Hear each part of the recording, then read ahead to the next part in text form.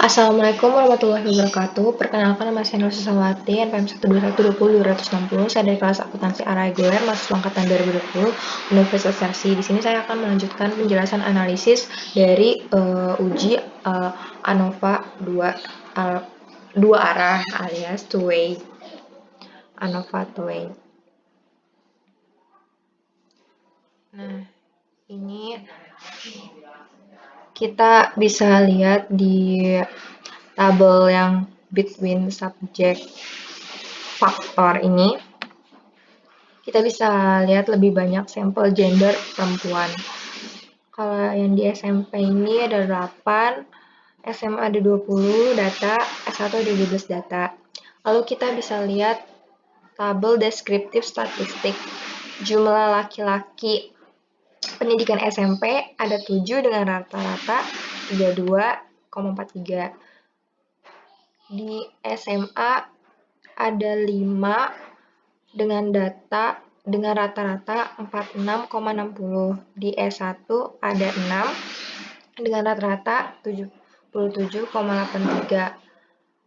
Totalnya ada 18 data dengan rata-rata 51,50. Jumlah perempuan pendidikan SMP ada 1 dengan rata-rata 68,00. Di SMA ada 15 dengan rata-rata 65,13, di S1 ada 6 dengan rata-rata 69,67, dengan total 22 dengan rata-rata 66,50. Standar deviasi perempuan pendidikan di SMP ini nggak ada karena datanya cuma 1, jadi dia nggak tahu persebarannya.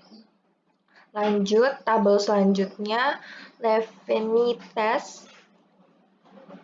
Sekarang kita lihat di Levene testnya, signifikannya itu adalah 0,527, berarti dia variannya sama. Karena variannya di atas 0,5, maka variannya sama, maka kita bisa lanjut ke analisis tabel selanjutnya. Tabel selanjutnya ada test of between subject effect. Di test of between subject effect ini yang kita lihat corrected modelnya, gender, pendidikan, dan gender X pendidikan. Nilai signifikan corrected model ini 0,00, dia ini disebut valid. Kalau di bawah 0,05 itu menyatakan valid alias bisa dipakai, itu nama modelnya. Lalu di gender ini nilai signifikannya 0,05, bisa dikatakan berpengaruh,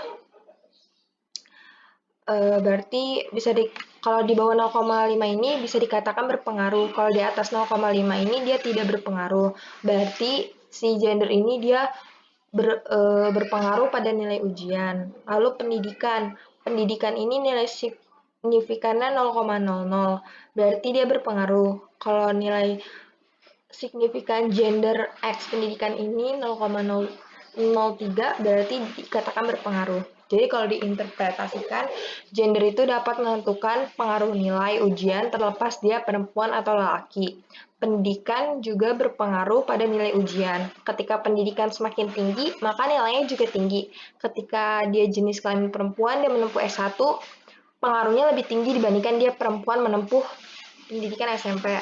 Semacam itu penjelasannya. Lalu kita lanjut ke tabel post hoc test. Nah, ini sama kayak di rekaman sebelumnya. Kita bisa lihat bintang-bintang di sini. Ada bintang-bintang ini menunjukkan beda signifikan. Nah, di sini berarti ada semua beda signifikan.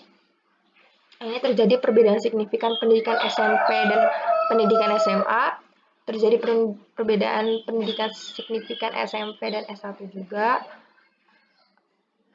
Ada perbedaan signifikan SMA dan SMP, dan terjadi perbedaan signifikan antara SMA dan S1, dan terjadi perbedaan signifikan di S1 dan SMP, dan ada juga perbedaan signifikan di S1 dan SMA. Lalu kita lanjut ke tabel selanjutnya. Maaf ya Pak, ada tetangga ayam itu. Ayam tetangga punya ayam maksudnya. Tabel selanjutnya homogen subset. Nah, ini kita bisa lihat kenapa ada perbedaan semua, karena ini mereka beda grup. Kan kalau yang di tabel sebelumnya tuh kayak obat X dan Y itu mereka itu si X sama Y itu kan tabel satu ya, sedangkan si Z itu tabel 2. Nah, kalau ini mereka mereka semua nih masing-masing beda grup. Sekian dari penjelasan saya. Mohon maaf apabila masih banyak kurangnya. Saya ucapkan terima kasih atas waktunya. Wassalamualaikum warahmatullahi wabarakatuh.